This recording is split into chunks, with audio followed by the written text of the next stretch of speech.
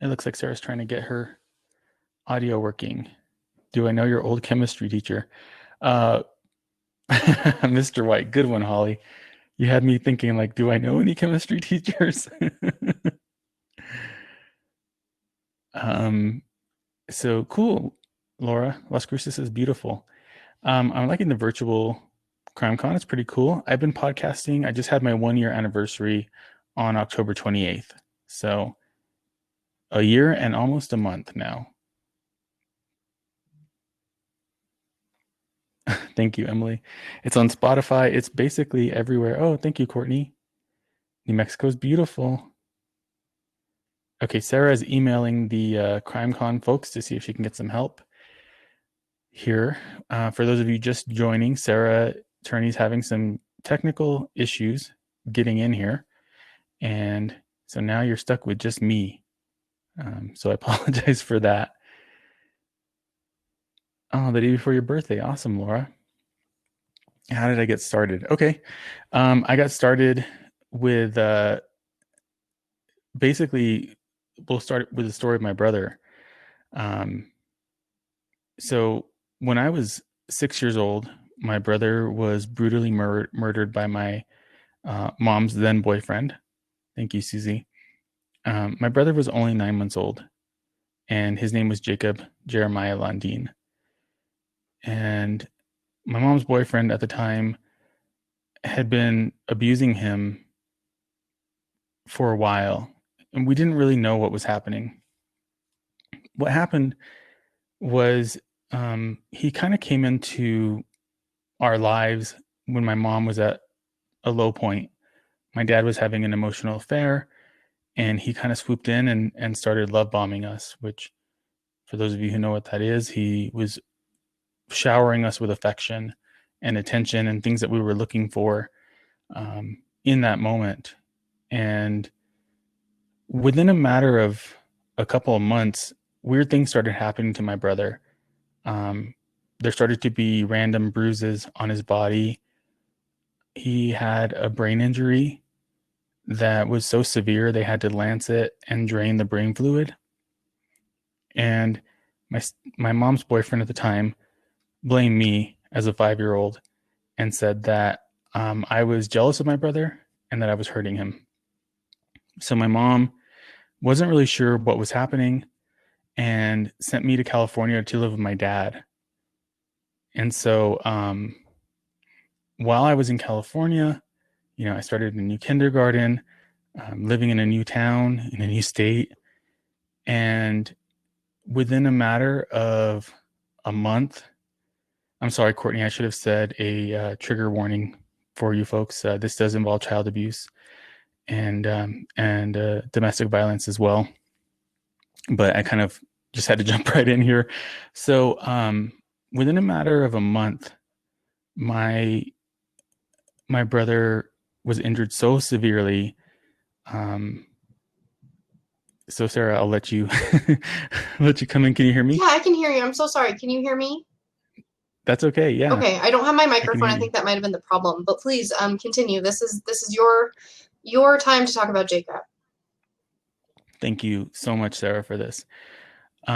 So my mom had started limiting her boyfriend's contact with my brother after she sent me to California because she was suspecting that he was responsible for a lot of the things that were happening to him. And I guess one of the main reasons was that as soon as I was gone, all of these things continued to happen. There were sunflower seed shells in my brother's crib. My grandmother used to, everybody used to play with Jacob kind of rough because he liked that. He was a daredevil. He was a crazy kid. And so she picked him up over her head one day and he started freaking out and he was clawing at her hair and screaming. And that was way out of character for him. And I'd already been in California at this point. So my mom confronted her boyfriend and said, what are you doing to Jacob? Why is he acting this way? He's never been like this. He said, I don't know what you're talking about. So she picks up Jacob and he does the same thing. He's just like clawing onto her hair, screaming and crying. And so one night, my grandma is taking care of Jacob, and she calls my mom at work and says, "Hey, I really want to go to church tonight. What do I do with Jacob?" My mom said, um, "You know what? I get off in an hour. Why don't you take him to my boyfriend's house? I'm sure everything will be fine. What's the worst that could happen in an hour?" So immediately after that, she started panicking, and she was working in the grocery store. She begged her boss to let her go home, and he wouldn't let her. He told her that it was too busy. So she just tried to work through it, work through that anxiety and all the fear that she was having.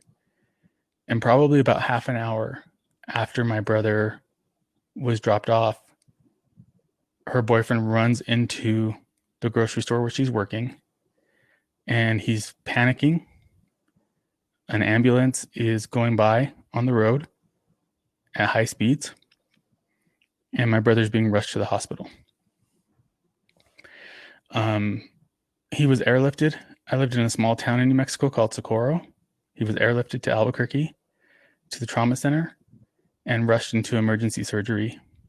He had a subdural hematoma caused by blunt force trauma, and he didn't make it out of surgery.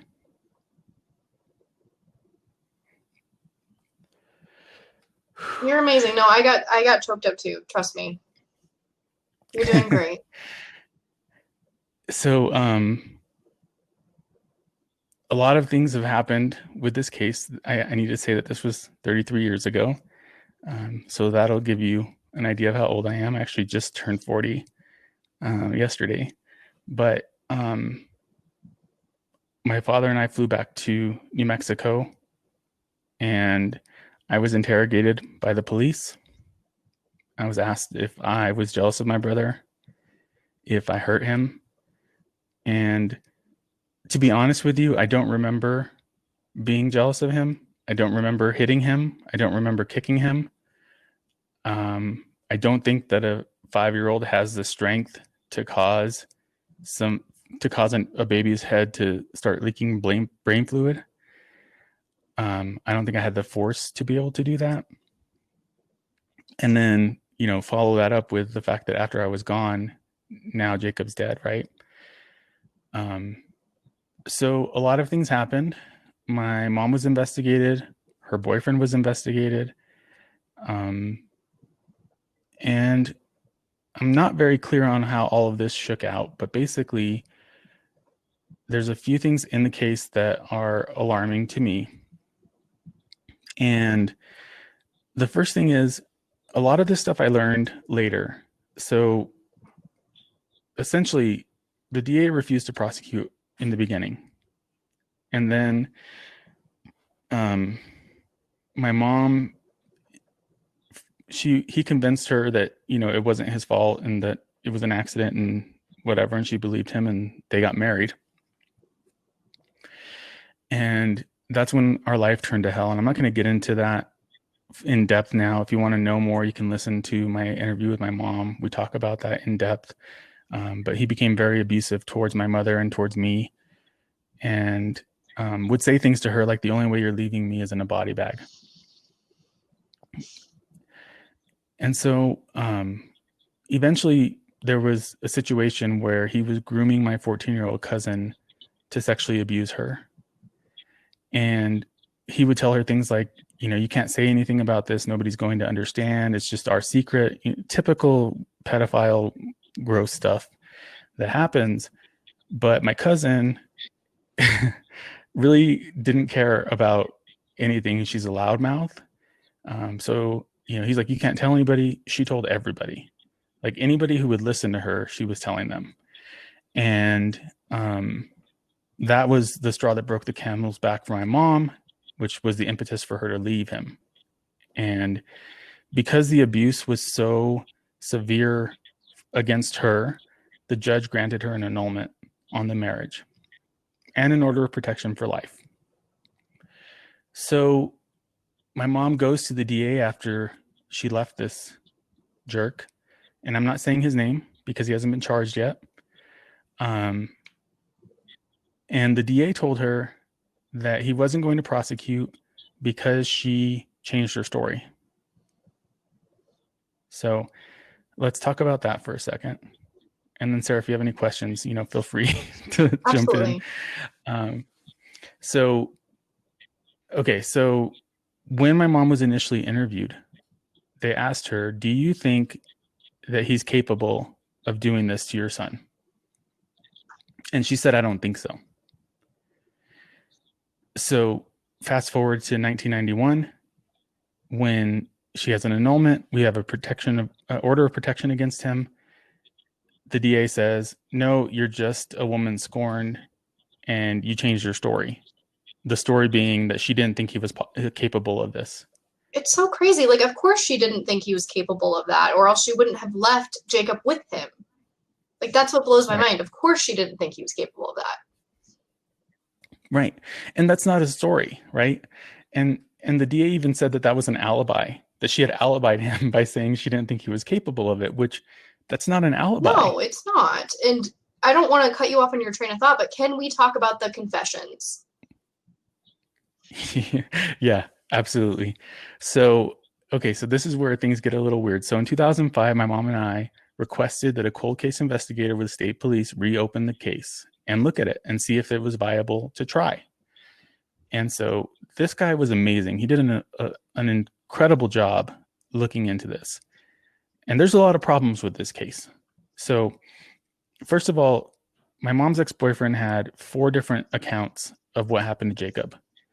And I won't get into all of those now, but essentially they were all different. None of them really matched up. The only consistency in his stories was that he was dubbing cassette tapes that day. So I believe that probably is true. However, the 4 stories that he gave, they all pointed to sharp force trauma. Jacob's injuries were caused by blunt force trauma. So in the investigation, reading the police reports, the cold case investigator found out that they were planning on administering a polygraph test to him on that same day when Jacob died. And somewhere in the notes it says, ex-detective came into the sergeant's office and said that a polygraph would not be necessary in as much as the suspect confessed.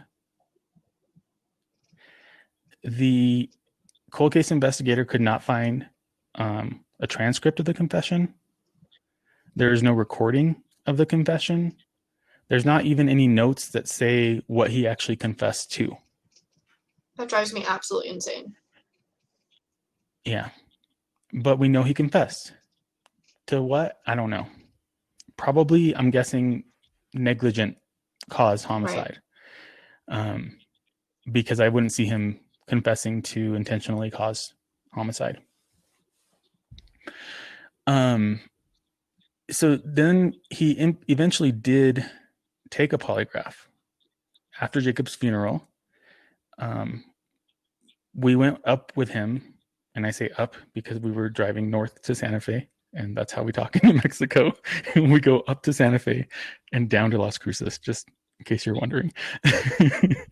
So we went to Santa Fe, and he was in there for a few hours, came out. My mom said, how'd it go? He said, everything's fine. I passed. Well, fast forward to 2005, he did not pass. He actually failed the polygraph. So we have a confession. We have a failed polygraph examination. We have the ME report indicating that it was, severe trauma, probably caused by the open hand of an adult man, is what the ME said. All of these things are here, yet the DA refuses to prosecute. So 2005, the cold case investigator sends the case to the new DA and says, hey, here's this case. I think it's a winnable case. I think it's very clear what happened. And the DA said, no, sorry. There's a statute of limitations. On murder. There's a statute of limitations on murder. Which is really right. And there was in New Mexico in the 80s, there was a statute of limitations on murder. but that was removed. And then there was a Supreme Court case that happened. I just learned about this. That happened a couple of years ago that made every murder proactively absolved of that statute of limitations. So it's Yeah. gone now. So I was like, there's no way in 2020 Um, that, no, there's no way. yeah. The whole case is a mess. I agree with you, Emily. The investigation was a mess. Everything is insane. Good question, Courtney. So, yeah, my mom has asked me not to call him my stepfather because she feels like he's not deserving of that title. So I have to say her boyfriend at the time, her ex-boyfriend. He was an employee for the county. He had keys to every single county office. He played basketball with the city police every weekend. And he was friends with the DA. Yeah. He had a lot of ties to law enforcement and officials. It's so scary and so crazy that things like this can happen, that it can seem so obvious. Because if I remember correctly, and forgive me, I don't have everything right in front of me, the employees at the hospital were like, this is clearly abuse. This is clearly an abuse case. There's past indications of abuse, and here is fresh, brand new abuse. And I believe that he said, oh, well, Jacob fell off the couch, which if every child that fell off the couch had to go to the hospital, the hospitals would be filled with children. So it just kills me that there's Right. so many officials, these people at the hospital saying this is clearly abuse, and everybody just turned a blind eye. Yeah. And there was an investigation with Child Protective Services. This was the most frustrating thing to me was prior to Jacob's death, a neighbor called that she suspected that there was abuse happening in the home. And so in my mind, for a neighbor to be aware of that, it must have been really loud. Yeah. Especially for a baby who can't speak and talk about that abuse. My goodness. Yeah. So here's what happened. The investigator shows up. He yells at the investigator and she leaves. I can't. And nothing ever happened. There's too many cases like that where Child Protective Services comes into the picture, doesn't do a whole lot, and just leaves. And I understand that there's constraints and that, they are very much trying to keep these families together, but it's just so sad to see so many people slip through the cracks. Of course, it happened in Alyssa's case and with Jacob's case too.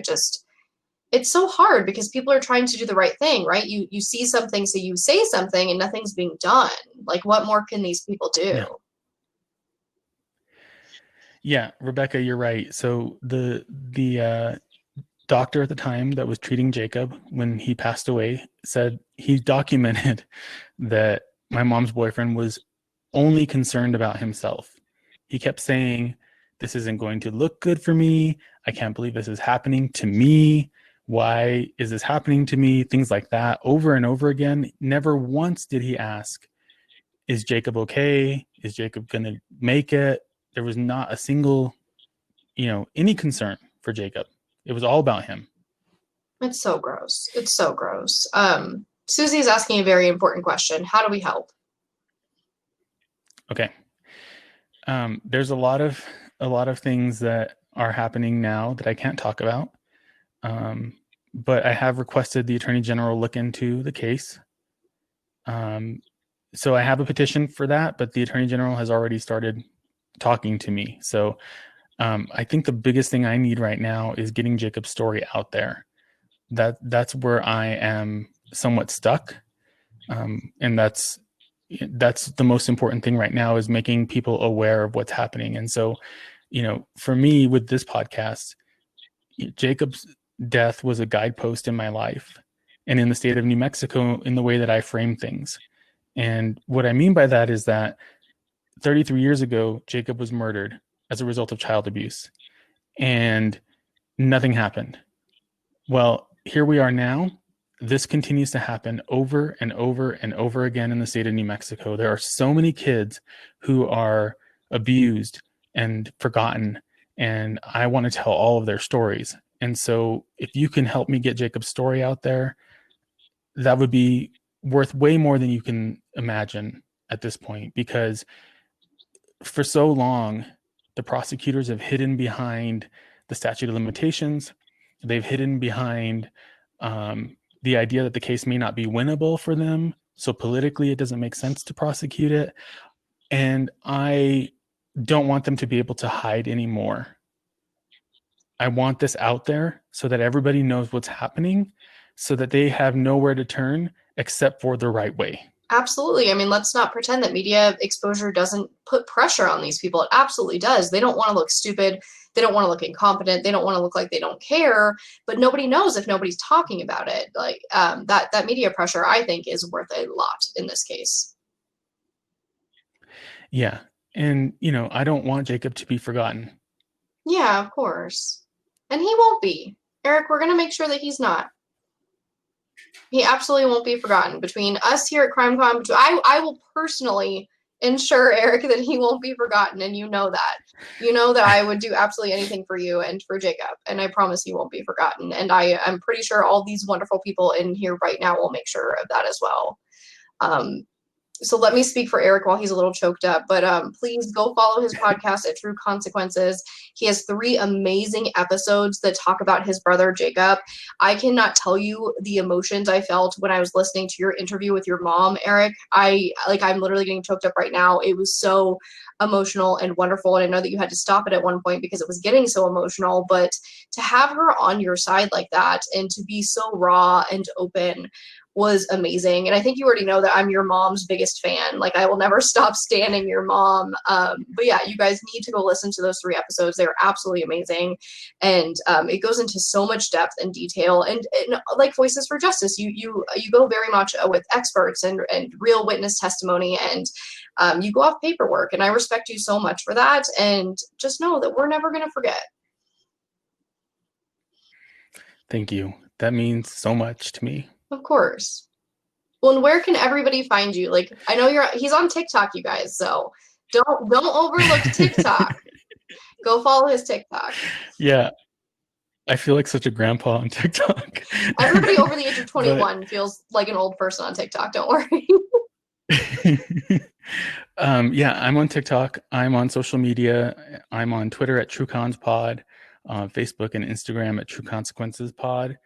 I have a website, trueconsequences.com, and my podcast is in every podcast player that you can find. And if it isn't, let me know and I'll add it to there, because I'm trying to get this out as much as I can. I'm also on YouTube, but you can find me anywhere you get your podcasts. Oh, that's amazing. I don't want to cut you off. Is there anything else that you'd like to say to everybody? First of all, I want to say thank you to you, Sarah. You've been a godsend to me and my mom, and we're both so grateful for you and for your help with raising awareness about Jacob's case.